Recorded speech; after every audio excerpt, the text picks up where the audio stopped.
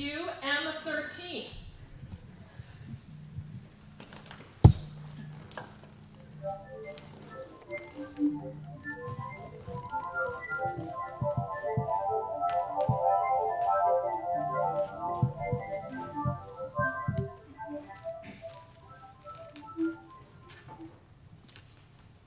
I didn't quite see the whole thing. Could you look at that again? Of course.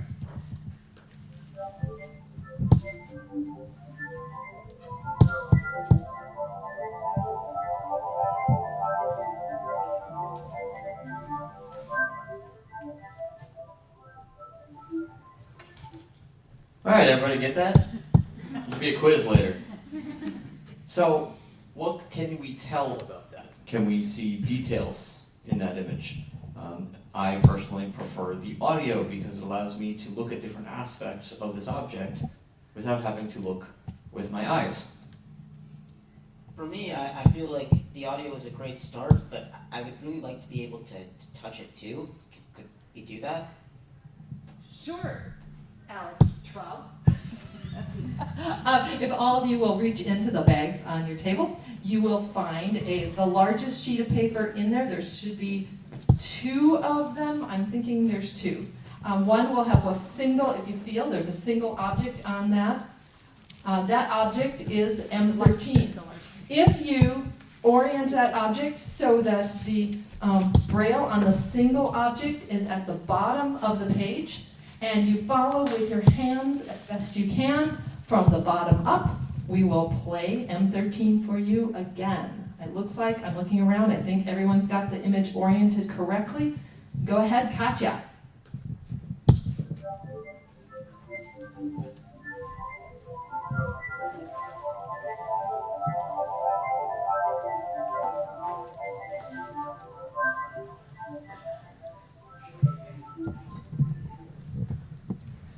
So that's M13.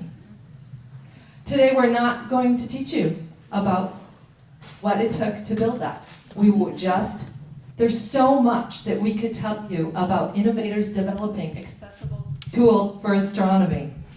And we had to spend a lot of time figuring out what we were going to narrow down. What is this team going to tell you about this National Science Foundation project? My name is Kate Meredith. I'm from Glass Education, and I'm the lead educator on Innovators Developing Accessible Tools for Astronomy. And we'll be introducing, you've met a few people on the team starting already. We have Katya Gozman, and she is wearing the constellation dress to my right. And then we have Chris Matthews. Hello. And we have Alex Traub. Hello. And Kathy Gustafson, also an educator on the project. We're on slide 3. And IDATA, what we're trying to do with this project is empower students with astronomy and computational thinking concepts. And we want to get to the point where we have broad participation in the design and development of data processing software that is equally accessible no matter what your visual acuity is. It's taken a giant team, and we're on slide 4, a giant team to accomplish, to get as far as we are on this 3-year project. We're coming to the end of the project. The software is well along its way, but what we really want to tell you about today is what we've discovered, what we've experienced on this project. The one part we can do in 45 minutes is that we want to make it so commonplace to do science, to do astronomy, that when you come onto a project, or any place in the world, or if you come into astronomy, that you don't have to, with a disability, become an advocate for your disability before you can fully participate. That Chris Matthews would be able to go be a journalism major without having to be an advocate for accessibility. Alex Traub can be a computing science major without having to be an extroverted advocate for blind people in computing science. So we're going to talk about the process of that. No one at this conference needs another inspirational talk. You guys got inspiration, intelligence, motivation. We want to empower you with the hard-won learning curve that we went through about what's a process that you could do, anybody, fully sighted, blind, visually impaired, to make what you're doing accessible to the widest possible audience. So, to contextualize that a little bit, we looked at the community. The community was key to making this happen. And we're on slide 5. We're not going to be talking about what you see on this slide in detail. We've discovered over the years of doing astronomy for a diverse audience that you begin building the community that has the capacity to write software and design actual tools for research and investigation by inviting the participation.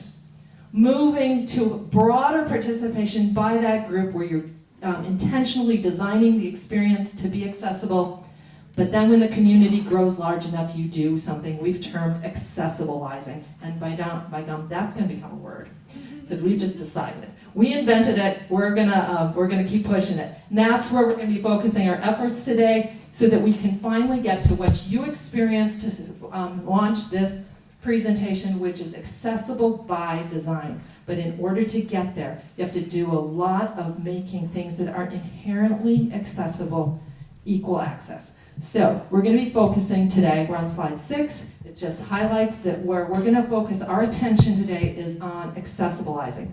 We had a poster up yesterday that went through all the other steps of this process, so if you didn't get a chance to see it, we'll talk to you more about that other time.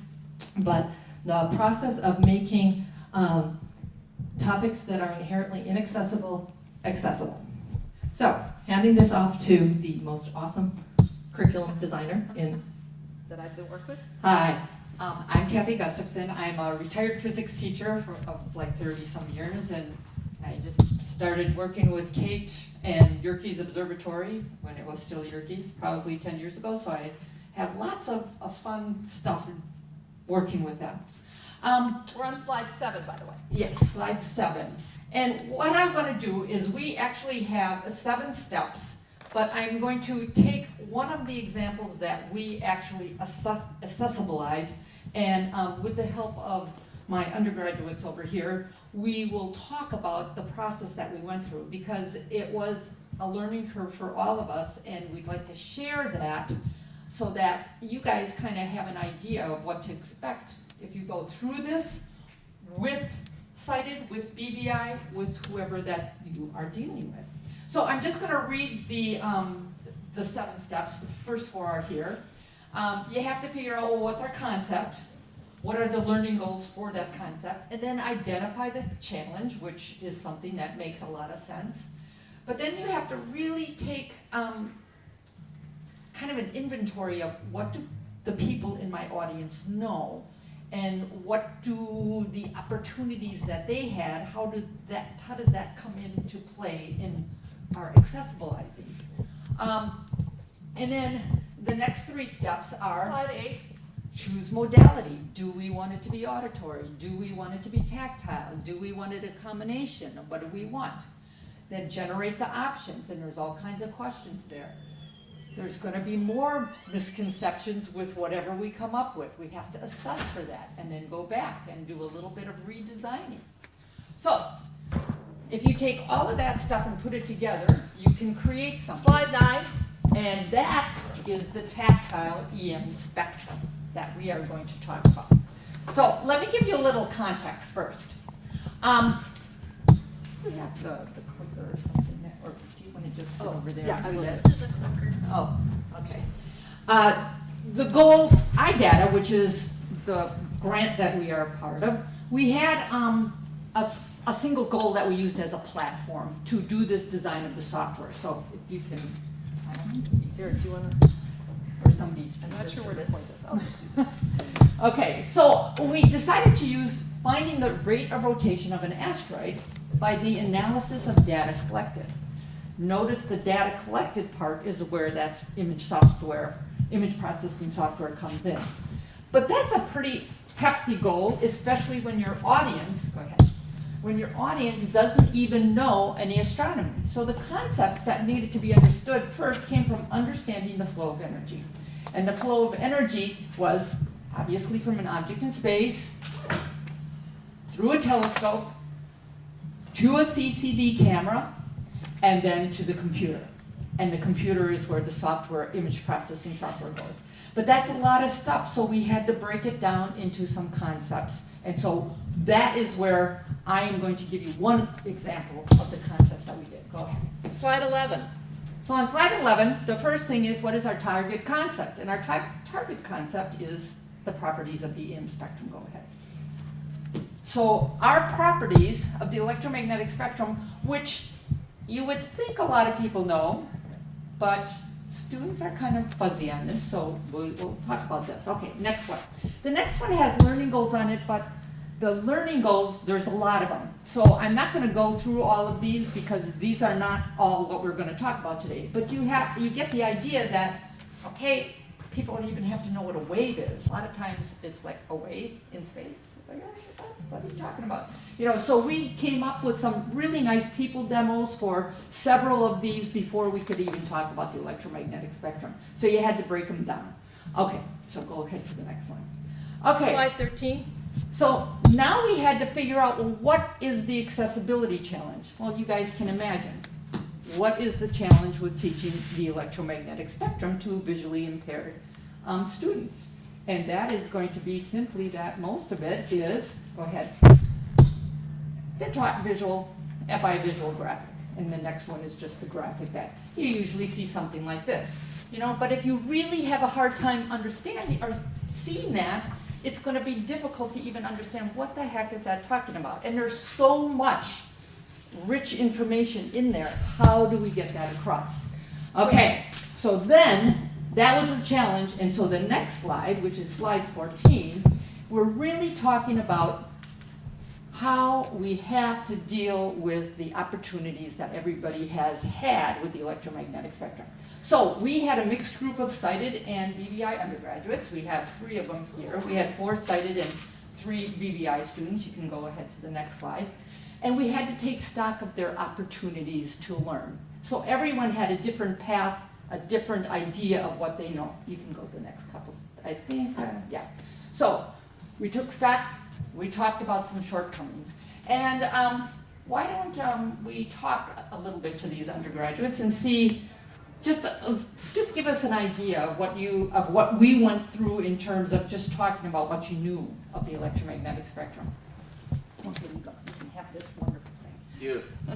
And I'm going to say, just come in for just a second and let you know that what we recommend is that you actually choose your target audience. I know we would all like to jump in and make it equal access for every ability that's out there. But when you're starting off and you're looking at a particularly, electromagnetic spectrum is a challenging concept. Start with a target audience. You can draw in later and repeat the process with your product, but it was a challenge enough. This is what we're recommending for now. Go ahead. Yeah, and kind of playing off that, so I don't know how many of you yesterday attended the keynote speech, but in the video that she showed, I think something that, if I remember right, there's kind of the fact that in space, direction is relative. And one of the things I think that is important to note here is that when it comes to those of us with disabilities, we've all had different experiences, and the fact that we may or may not know some things, our learning up to a certain point is also relative. And so with something like the EM spectrum, I had a lot of gaps personally and things I did not understand. And so the first week or so that we worked on this, the first few days at least, were extraordinarily frustrating for me personally, because in trying to explain the EM spectrum, I was like, well, okay, so it's a particle, but it's a wave. Somebody who knows physics, explain this to me in a way that somewhat resembles English, please. And so my frustration was that to go forward, we found repeatedly across all the activities that we developed, but with the EM spectrum one specifically, we had to keep kind of stepping back to cover and find what these gaps in my learning were. Alex, Katya, I don't know who wants to jump in here, but that was, at least for me, what enabled me to go forward was the fact that once we covered some ground, I was able to catch up, so to speak. So for me, I had come in with taking 2 physics classes in high school, and I was going into college. But I didn't realize that it was more that I understood the EM spectrum from a textbook perspective. So I could regurgitate the definitions and everything that I had been taught, but I had no real conceptual understanding, and I didn't really understand what that was until after we had actually created some of these demos, and it was only then that I realized the holes that I was actually missing. Even though that I had a physics education, I consider myself to be physics oriented and a sciencey STEM sort of person, so that it was very surprising to me to realize that I actually didn't understand it. It just was, I had just been kind of spewing out what I had read in a book. Yeah, so I, like Alex, also have a science background. Whenever I took physics classes in high school, I knew about the EM spectrum quite a lot when I already came to Yerkes, one of the physics people, as Chris calls it. And so I was able then to take what I've learned and try to attempt to synthesize all that information and figure out how to best relay it so that other people who were working with me, like Alex and Chris, could understand it better. But at the same time, I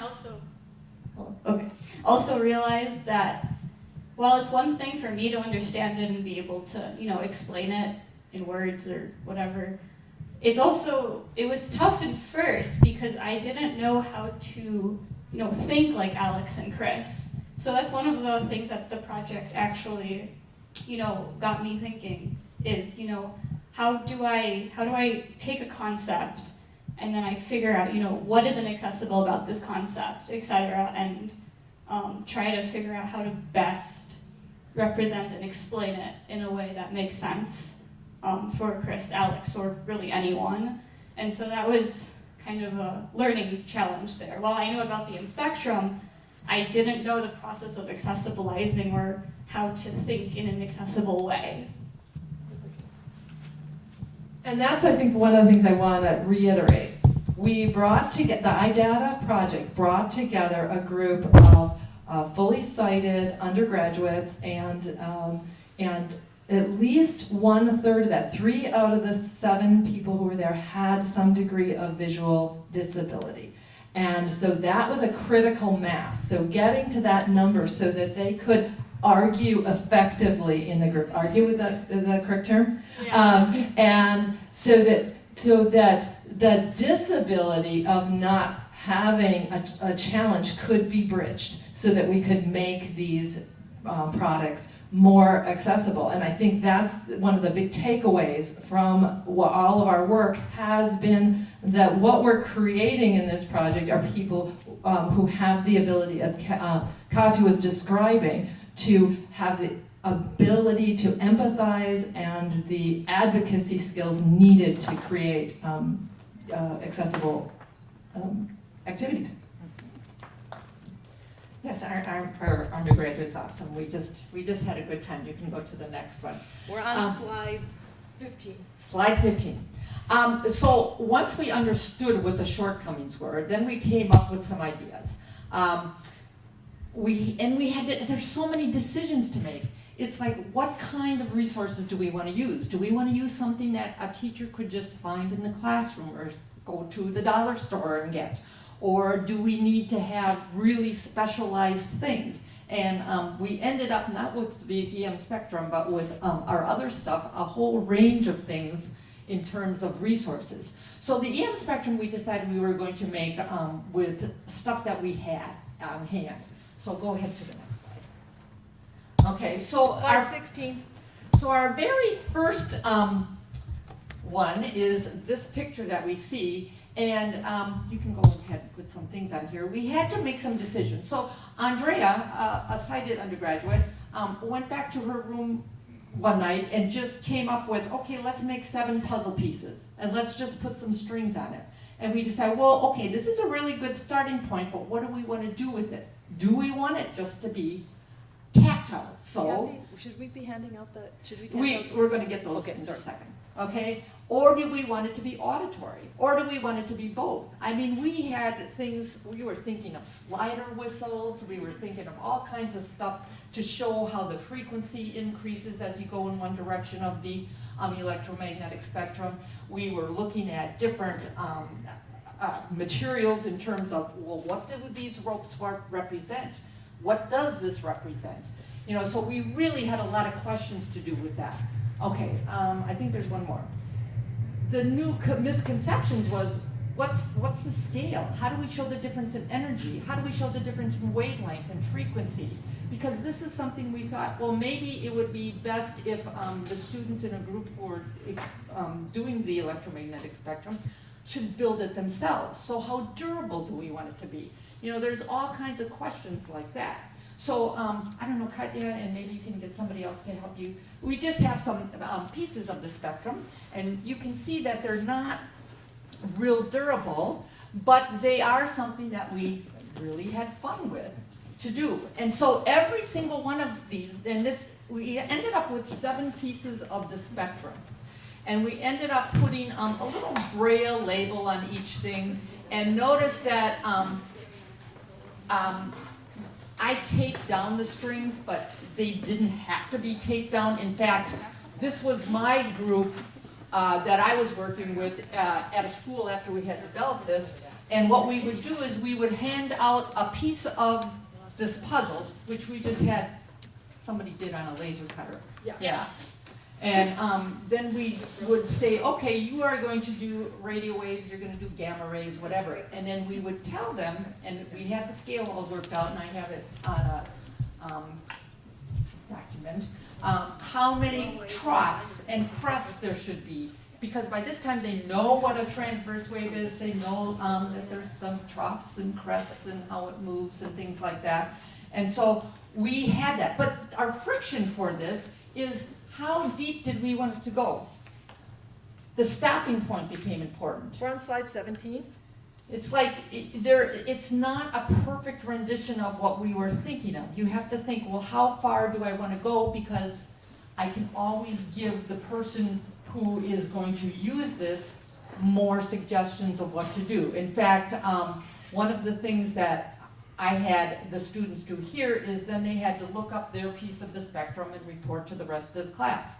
Another thing that I had them do is, okay, if this was really a visible light wave, how many waves would fit on that little piece of spectrum? Because this is a model, and in reality, how many waves would fit? So those are questions that you can have for kids depending on their level of whatever they're doing. So, And they're definitely hitting the national science, next generation science standards by focusing on, there's a number of places you can focus. yeah, this was a really important part of that, so you can do one more. And, Slide 18. Yeah, and so that's what we did. Reports, relationships, we talked about energy, and my people here were really good at this because I just quizzed them. After we put it all together, then I could just really quiz them in terms of to see what do they understand now. And they really had a good understanding of the relationship between frequency, wavelength, energy, and parts of the spectrum and things like that. So I was very happy with what we ended up with. And asking students to continually be part of a project that is taking user-centered design process. When you're asking them to be part of the design process, it's a really great way to also assess understanding. And one of the things that I think this project did really well, especially with the groups that I had the chance to work with at the schools that I went to, is that, you know, as Kathy has mentioned over the course of the development cycle, you know, Alex and I as people with visual impairments and Katya and the other undergrads as sighted undergraduates worked together from the ground up. We developed this activity with both, and I had kind of a dual school group, one of which was a school for the blind, the other was a public high school with, you know, sighted students. And what I noticed is as those students worked together on, you know, these types of projects, they were able to learn from one another. So it's not just about the spectrum, it's the fact that you are integrating into the classroom both of these groups and they're doing this together, which, you know, completely separate from the project helps to combat a lot of stereotypes and really furthers, you know, the integration of students into the same classroom, which is very important and something that I think this has, you know, intentionally or not done very well. So, give this back to Kathy. Okay. Or Katya. Did anyone else have anything to add? Where am I going? So just spin around and hand Okay, it's too Katya. Yes, do I? Okay, I oh, don't yes. have a model. Okay, so in your, oh, just a second. Oh, yeah. In the bag or on the table, depending on if you dumped your bag out yet, you should find a 3D model. So what we want to do right now is give you another example of a different way, different decisions about this process led us to different products. And so you have in there a model of the 24-inch telescope from Yerkes Observatory. And so this is a telescope that some of the students used actually to take images of their asteroids when the telescope was actually functional. And so there were a select group of students that lived very close to the observatory in Wisconsin that actually got to come to the observatory, you know, go to the telescope, touch it, see where everything was, orient themselves to it, and be taught, you know, how it works with the live model in front of them. But for the vast majority of the other students involved in the project, who are scattered in various states across the United States, they could not actually come to the observatory to do that. And so we wanted for them to be able to orient themselves to the telescope that they were actually using and to learn, you know, this is how you are getting your images. And so with this, we had videos of a girl named, we called Penny, right? And she would go and try to do all these activities with asteroids and telescopes and the stuff for the project. And so with these videos, we also wanted to have another video describing the model of the telescope. And so I made a video for kids to watch when they have the model in their hands, you know, everyone gets one. And they would be able to orient. Like, for example, this model has two parts to it. It has the actual telescope, and it has a base in the shape of a V. And I would say things like... Why don't you take them through that? Briefly take them through that process. Oh, okay. All right, so if you grab your telescope models in your hand, yeah, and you put them together first if you've already taken them apart. So yes, there are two parts to it. There is the top part, which has a telescope that moves.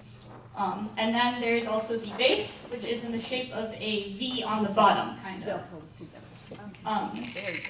Yeah, and so if the telescope itself can move in two different directions, we call it moving in right ascension and declination.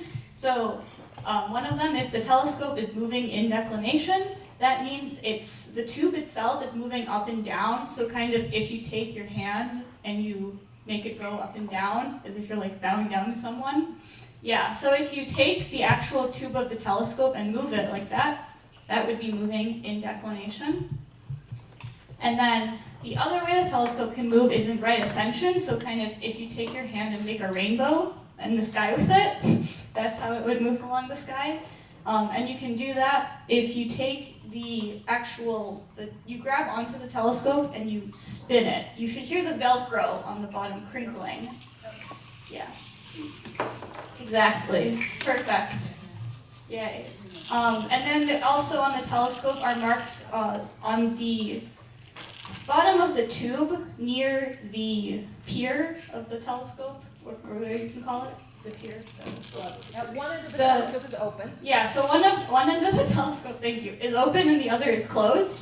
And the closed end of the telescope has a little dot on it, and that signifies the location of the primary mirror of the telescope. Yeah. And so there's obviously a lot more you can say about it, but that's just a short example of how we can use this for kids to orient themselves to the model, to the telescope, and to learn about the instrument that they can use to take their images. We did one more step after that. Then we actually had them walk out 10 feet because The tube of the telescope is 10 feet long, and the mirror was 24 inches for this particular telescope. So, like we had them draw a 24-inch circle on the whiteboard or chalkboard, and then walk out 10 feet, just so that they would know what the real scale of the telescope is. And then we also talked about the weight of the telescope. The telescope itself is like the weight of a bus. So.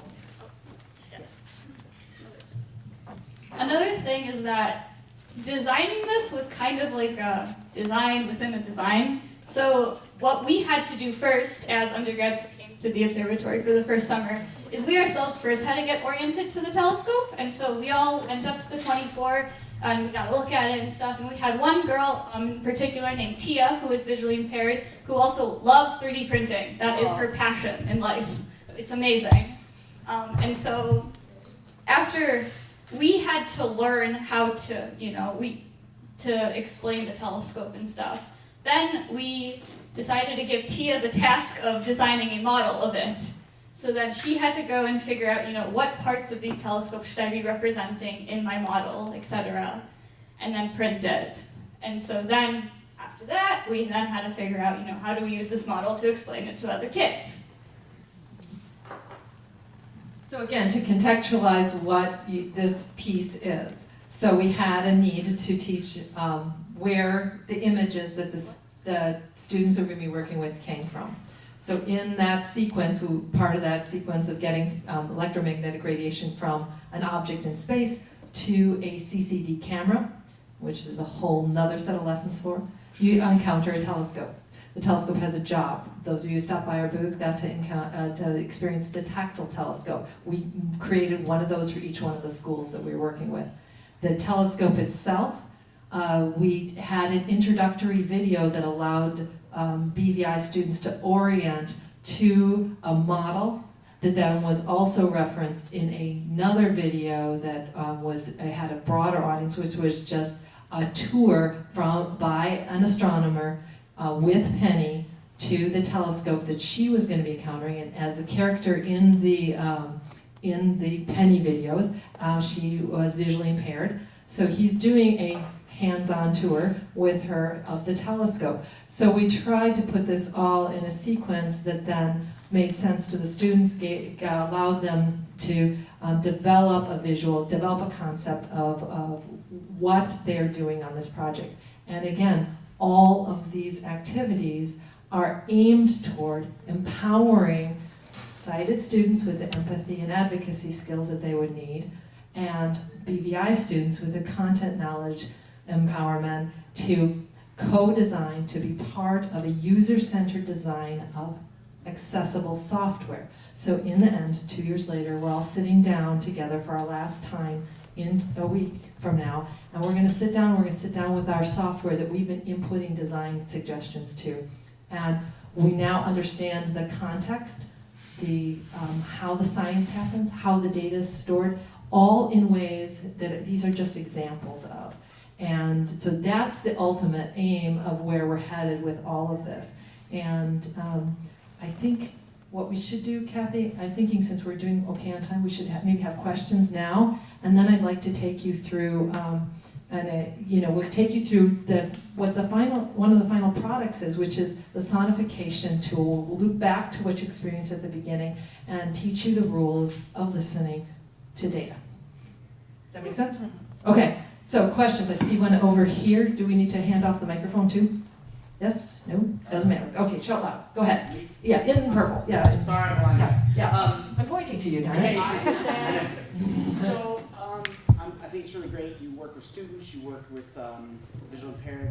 I'm wondering though, because I've heard this a lot here at this conference already, how many, a lack of this right now, how many companies that already do tactographics, already do light, sound, tactographics, did you work with to come up with standards for the stuff that you're showing here?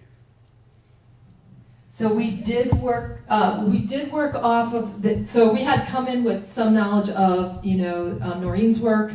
We've been doing it, kind of immersed in that tactile graphics and the 3D modeling end of this for a number of years. So yes, that was sort of like already baked into kind of what we were doing. So we didn't. But like you said, you had to figure out how to show a range of data and stuff. Did you talk with companies like NFB that has STEM engineers? Yes, on our advisory board we had people from NFB and from SAS Industries, and so we really counted on their input. They worked with our undergraduates, with us, with the leadership team, so that we weren't either reinventing the wheel or that we could look at what are some of those standards. I'm thinking, Chris, you look like you need to say something. So one of the themes on this project, as you probably noticed by all of our talking about it, has been the community. And another project that we have worked with is with Dr. Nick Bond, who's from the UK. I plug him every chance I get, so I had to jump in because he does a lot with like 3D modeling of galaxies. And so I think one of the things that we did that was interesting, and I understand your question about standards, because one of the biggest problems in Access is that there often isn't any. And you get a project like this where we developed a lot of our own things, or we kind of referenced things that we understood from the people and projects that we were connected to, and then built our own to suit kind of the individual needs of the lessons and the things that we wanted to convey. And that's one of the frustrations, is I think there isn't enough really, really standard things, you know, in the vein of larger projects. But in a project like this, what we're doing is we're taking the things around us and we're adapting them for what we are trying to do in the moment, and we're developing from there. And I think that with something like this astro image processing software, that has the potential to be a really, really solid standard resource that's developed from this, you know, I don't know what you want to call it, more grassroots type of approach. I don't know if anyone else wants to play off that. So we also, for another example, is one of the challenges is, what does a sight person do when they get all their images back? You scan the JPEG, the small version, to see which has quality data in it, which ones do I actually want to analyze. So what do you do about that step in the process? So for example, Jamie Ferguson at the University of Glasgow, he came over to help us a couple of times. He's doing research into, can somebody distinguish with sonification a quality called roughness in audifying data, to distinguish quickly if this measurement that we do of the data, which is full width half max, so it tells you how tight that data, how tight that the light is, you know, how tightly round a star is basically, and how well the focus is. So can we use that? And so we are not. Dr. Wanda Diaz-Merced was one of the original authors of the grant with us, and she wasn't able to join us in Wisconsin because it was hard to share her with South Africa, and there was some certain delays on her project. So early on, she advised us in terms of, we weren't going to be able to do the actual scientific measurement of whether a particular audio choice or some choice was actually helped. You know, we can't do those measures, we can't do the research. We're doing a lot of educational research on computational thinking, we're doing a lot of coding on this project, there's tons of other things we're measuring, and there's more that we can do. So that's an example of, we have to rely on other people's data to actually test the effectiveness of a particular method to convey information. Is it accurate? Does it empower sighted people? Does it empower low vision students to interpret data? I hope that helps. And do you have more to that? Yeah. Just one more follow-up. On the sonographic stuff, did you do linear or logarithmic type? How did you do the sounding? Because like if you do linear, you can lose a lot. And I'm just wondering. So you have a choice. So if we can look at go to the Sonification tool, you're going to be able to, that's one of the things that students are finishing designing on this summer. So we're going to be doing some testing on that in a couple of weeks. So we do, whereas visually you have the option of doing different scales to visually look at things. So what auditory scales work better? Right now we have only, in fact I can go to that in just a minute. Let's see if we can catch some questions, and we'll answer that, we'll loop back to that when we do the Sonification tool. Yeah. Yeah, I was just wondering, what other concepts had you considered when you were first trying to decide what to do, and Kathy? maybe pros and cons, how do you make that decision? I think what you're talking about is the concepts that we had to go through in order to get to the point of being able to input intelligently into the design of the software. Well, as you would imagine, deciding what to take an image of or where to take an image, you have to tell a telescope where to point. So the celestial sphere was a big one. And if you saw at our booth, we came up with these umbrella ideas, which seemed to really, really work well for both for any audience, obviously, because the celestial sphere is such a specified model, but it really is a helpful model. So the celestial sphere, actually collecting data from a rotating asteroid is kind of interesting. So we used a potato with pins on it, and we actually constructed a light curve just using that, realizing that, okay, our software is going to do the same thing, but obviously much richer data. So that was another thing we did.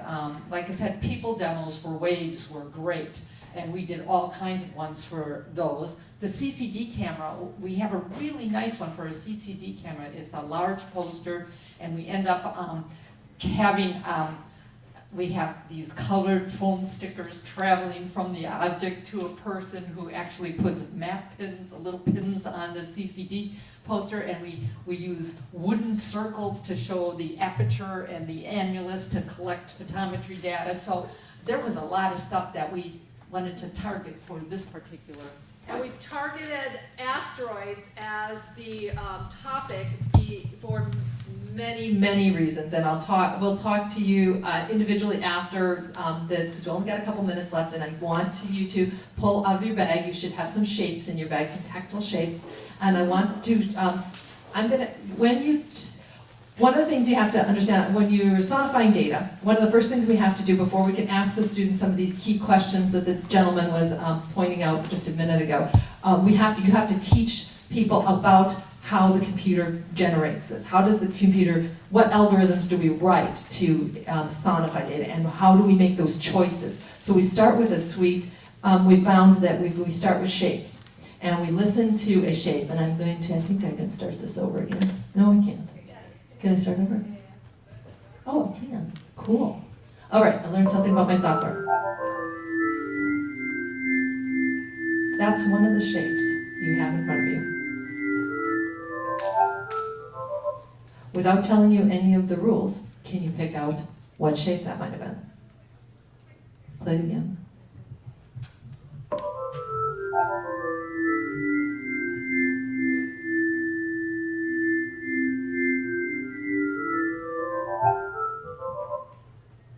So if you're feeling those shapes, one of the things that we do this activity and realize that nobody's holding up a shape.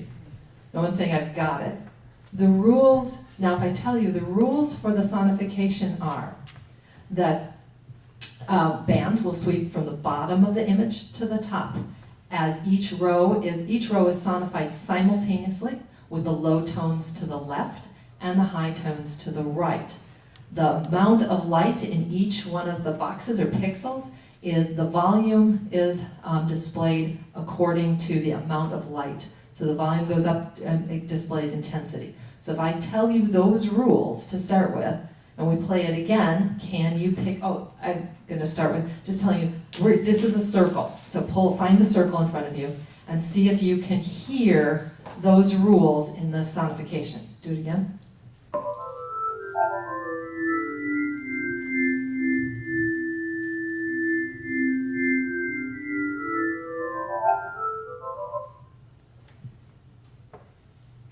We're going to try a different shape. Okay, if we had some more time, we would practice a little bit with the rules here, but knowing those rules again, it's going to sweep from the bottom of the image to the top. One row of pixels is played at a time, low tones to the left, high tones to the right.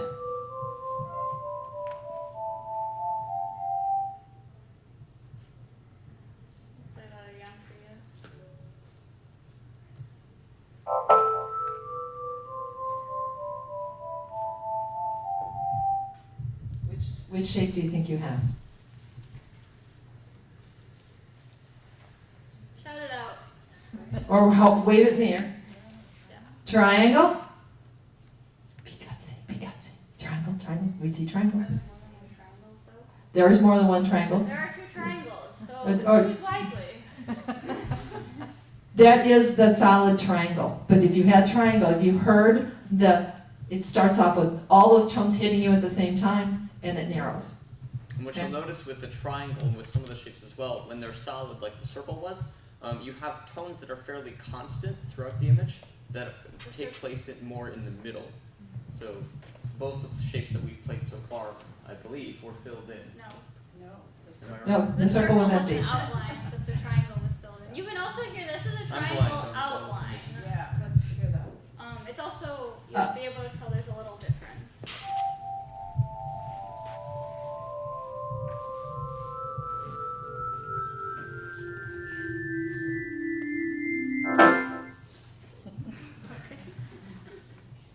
So which triangle you have and which way is it oriented? And then we are going to be done. Open triangle, apex down. I see a couple keep it with a couple in the air. Awesome. Okay, with that, we'll be happy while we clean up or during coffee break to answer questions.